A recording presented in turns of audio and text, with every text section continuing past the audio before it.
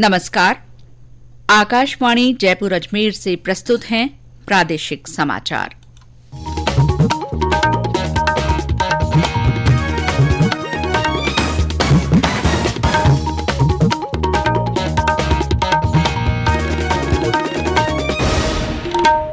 मुख्य समाचार। राज्य की 7 विधानसभा सीटों के उपचुनाव के लिए 69 उम्मीदवार मैदान में। 5 दिवसीय दीपोत्सव की श्रृंखला में आज छोटी दीपावली मनाई जा रही है। राज्य के पर्यटन स्थलों पर दिवाली मनाने आए सैलानियों की भीड़। राज्य सरकार ने 1 नवंबर को सार्वजनिक अवकाश घोषित किया। कर्मचारियों के मकान किराए भत्ते में भी बढ़ोतरी। और लौह पुरुष सरदार वल्लभ भाई पटेल की जयंती के उपलक्ष्य में प्रदेश में आज भी राष्ट्रीय एकता कार्यक्रमों के आयोजन।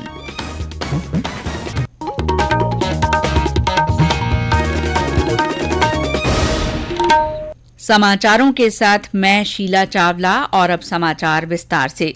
राज्य की 7 विधानसभा सीटों के उपचुनाव के लिए भरे गए नामांकन पत्रों में से 16 उम्मीदवारों ने नाम वापस ले लिए हैं। आज नाम वापसी के अंतिम दिन था। दौसा में 5, देवली, उनियारा और झुंझुनू में 3-3, चौरासी और खींवसर में 2-2 और रामगढ़ में 1 उम्मीदवार ने नाम वापस लिया है। नाम वापसी के बाद अब 7 सीटों पर कुल 69 उम्मीदवार मैदान में रह गए हैं। सबसे ज्यादा 12 उम्मीदवार दौसा और खींवसर में हैं। झुंझुनू में 11 उम्मीदवार, चौरासी और रामगढ़ में 10-10, देवली, उनियारा में 8 और सलूम्बर में 6 प्रत्याशी चुनाव मैदान में हैं। उपचुनाव के लिए 13 नवंबर को मतदान होगा। इसके मद्देनजर 7 विधानसभा क्षेत्रों में स्वतंत्र, निष्पक्ष और भयमुक्त मतदान के लिए आधे से ज्यादा मतदान केंद्रों पर लाइव वेबकास्टिंग की जाएगी। निर्वाचन विभाग ने उड़न दस्तों और निगरानी टीमों के साथ ही आबकारी और परिवहन विभाग सहित अन्य प्रवर्तन एजेंसियों को अवैध नकदी, शराब और अन्य मुफ्त वस्तुओं के वितरण की धरपकड़ में तेजी लाने के निर्देश दिए हैं।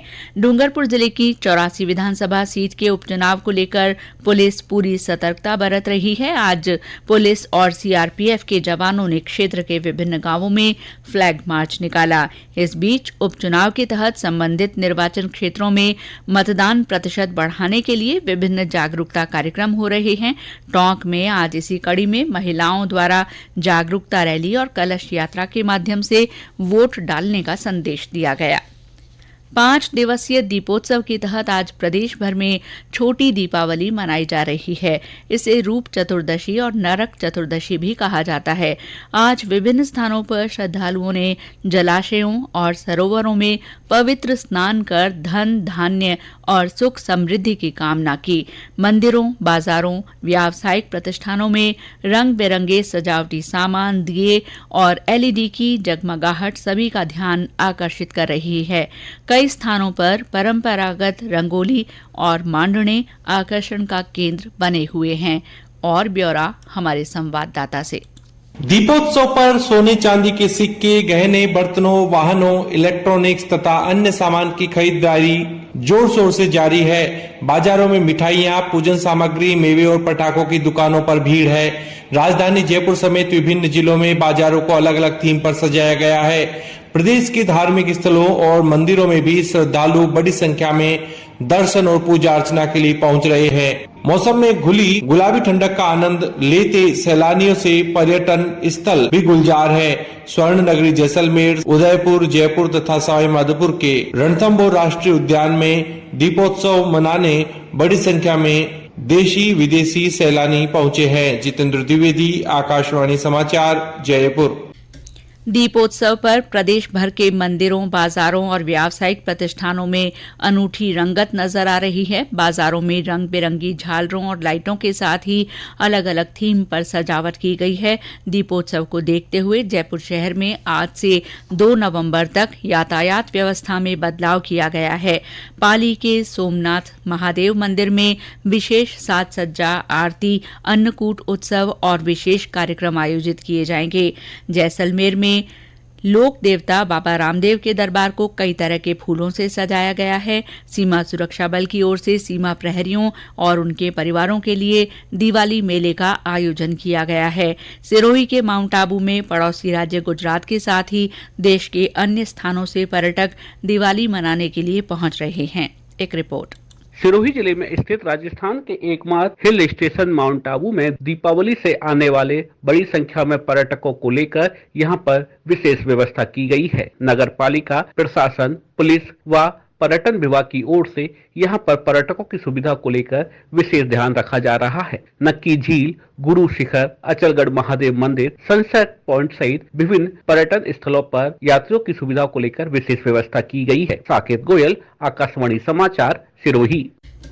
राज्यपाल हरिभाऊ बागड़े और मुख्यमंत्री भजनलाल शर्मा ने प्रदेशवासियों को दीपावली और आने वाले पर्वों की शुभकामनाएं दी हैं।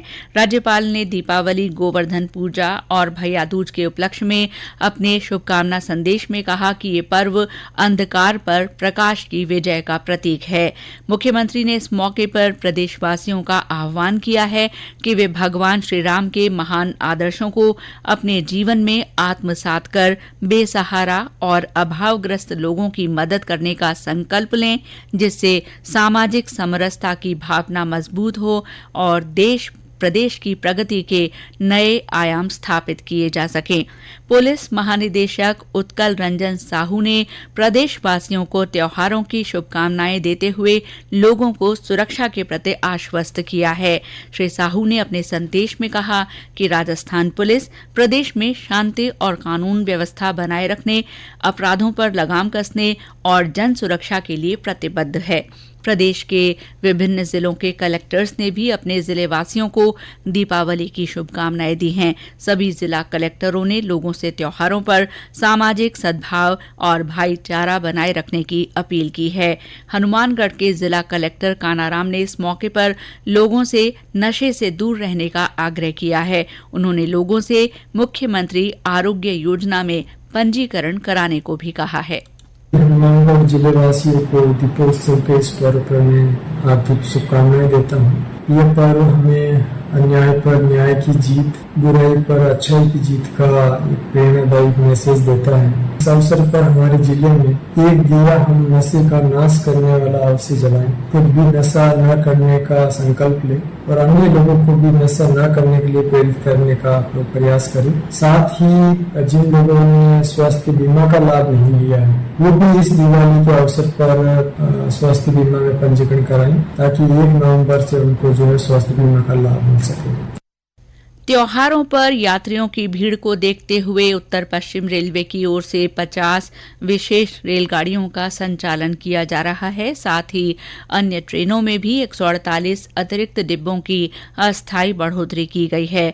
उत्तर पश्चिम रेलवे के मुख्य जनसंपर्क अधिकारी कैप्टन शशि किरण ने बताया कि ट्रेनों में यात्री भार और वेटिंग की लगातार समीक्षा की जा रही है। उन्होंने बताया कि प्लेटफॉर्म पर रेलवे सुरक्षा बल के अतिरिक्त जवानों को तैनात किया गया है, ताकि प्लेटफॉर्म पर चलती गाड़ी के दौरान कोई यात्री चढ़ने की कोशिश नहीं करे। साथ ही ट्रेनों के प्लेटफॉर्म को अचानक बदले जाने पर पूरी तरह से रोक लगा दी गई है। हम स्पेशल ट्रेनों का संचालन कर रहे हैं, ट्रेनों में अतिरिक्त डब्बे लगाए जा रहे हैं और साथ ही साथ स्टेशनों पर भी इस तरह के इंतजाम कर रहे हैं ताकि जो भी यात्री आ रहे हैं अपने गंतव्य स्थान जाने के लिए उनको कोई असुविधा न हो। इसी क्रम में उत्तर पश्चिम रेलवे द्वारा 50 जोड़ी स्पेशल ट्रेनों का भी वर्तमान में संचालन किया जा रहा है। साथ ही साथ चूंकि यात्री भार बढ़ रहा है इनके कारण से, तो स्टेशनों पर भी जो हमारे मेजर स्टेशन है जैसे जयपुर स्टेशन है, जोधपुर स्टेशन है, इन जगहों पर हम होल्डिंग एरिया बना रहे हैं जहाँ पर यात्रियों को एक जगह रख करके और फिर जिस डेस्टिनेशन पर उनको जाना है उस ट्रेन के वाइज जो है उनको वहां से नियंत्रित तरीके से, व्यवस्थित तरीके से हम जो है ले जा रहे हैं। इन होल्डिंग एरिया में हमने अच्छे इंतजाम कर रखे हैं। वहां पे हम डिस्प्ले के माध्यम से बता रहे हैं, हमारे कर्मचारी वहां लगे हुए हैं, आरपीएफ के स्टाफ हैं जो उनको मॉनिटर कर रहे हैं, उनको काउंसिल भी कर रहे हैं। राज्य सरकार ने आज एक आदेश जारी कर दीपावली पर्व के उपलक्ष्य में 1 नवंबर का सार्वजनिक अवकाश घोषित किया है। सामान्य प्रशासन विभाग के शासन सचिव जोगाराम की ओर से ये आदेश जारी किए गए हैं। राज्य सरकार ने आज एक अन्य फैसले में कर्मचारियों के मकान किराया भत्ता भी बढ़ा दिया है। वित्त विभाग की ओर से जारी आदेश के अनुसार अब कर्मचारियों को वाई श्रेणी के शहरों के लिए 20% और जेड श्रेणी के शहरों के लिए 10% मकान किराया भत्ता मिलेगा। मुख्यमंत्री भजनलाल शर्मा ने आज नई दिल्ली में प्रधानमंत्री नरेंद्र मोदी से मुलाकात की। प्रधानमंत्री आवास पर हुई इस मुलाकात के दौरान मुख्यमंत्री ने श्री मोदी को दीपावली की शुभकामनाएं देते हुए देशवासियों की खुशहाली की कामना की। दिवाली विद माय भारत की पहली वर्षगांठ पर प्रदेश में विभिन्न आयोजन हो रहे हैं। सवाई माधोपुर में नेहरू युवा केंद्र और confederation of all India traders की ओर से शहर के महावीर पार्क, अंबेडकर सर्किल और सब्जी मंडी चौराहा के आसपास श्रमदान किया गया। इस अवसर पर लोगों को स्वच्छता के प्रति जागरूक किया गया और शपथ दिलाई गई। लौह पुरुष सरदार वल्लभ भाई पटेल की कल जयंती है। ये दिन राष्ट्रीय एकता दिवस के रूप में मनाया जाता है। मुख्यमंत्री भजनलाल शर्मा ने इस मौके पर अपने संदेश में कहा कि आधुनिक भारत के निर्माता सरदार पटेल ने राष्ट्र को अखंड बनाए रखने में अपनी महत्वपूर्ण भूमिका निभाई। सरदार पटेल की जयंती के उपलक्ष्य में देश भर में सतर्कता जागरूकता सप्ताह मनाया जा रहा है। इसी के तहत आज बीकानेर में पंजाब नेशनल बैंक की ओर से वॉकेथॉन का आयोजन किया गया। केंद्रीय विधि और कानून मंत्री अर्जुन राम मेघवाल ने वृद्धजन भ्रमण पथ के आगे से हरी झंडी दिखाकर वॉकेथॉन को रवाना किया। इस मौके पर श्री मेघवाल ने कहा कि केंद्रीय सतर्कता आयोग द्वारा सत्य निष्ठा की संस्कृति से राष्ट्र की समृद्धि के उद्देश्य से 28 अक्टूबर से 3 नवंबर तक विभिन्न गतिविधियों का आयोजन किया जा रहा है। राष्ट्रीय एकता दिवस के सिलसिले में आज प्रदेश के अन्य जिलों में भी कार्यक्रम हुए। नीमका थाना में जिला कलेक्टर ने अधिकारियों और कर्मचारियों को शपथ दिलाई। और अंत में मुख्य समाचार एक बार फिर। राज्य की 7 विधानसभा सीटों के उपचुनाव के लिए 69 उम्मीदवार मैदान में। 5 दिवसीय दीपोत्सव की श्रृंखला में आज छोटी दीपावली मनाई जा रही है। राज्य के पर्यटन स्थलों पर दीपावली मनाने आए सैलानियों की भीड़। राज्य सरकार ने 1 नवंबर को सार्वजनिक अवकाश घोषित किया। कर्मचारियों के मकान किराए भत्ते में भी बढ़ोतरी। और लौह पुरुष सरदार वल्लभ भाई पटेल की जयंती के उपलक्ष्य में प्रदेश में आज भी राष्ट्रीय एकता कार्यक्रमों के आयोजन। इसके साथ ही प्रादेशिक समाचार बुलेटिन समाप्त हुआ। नमस्कार।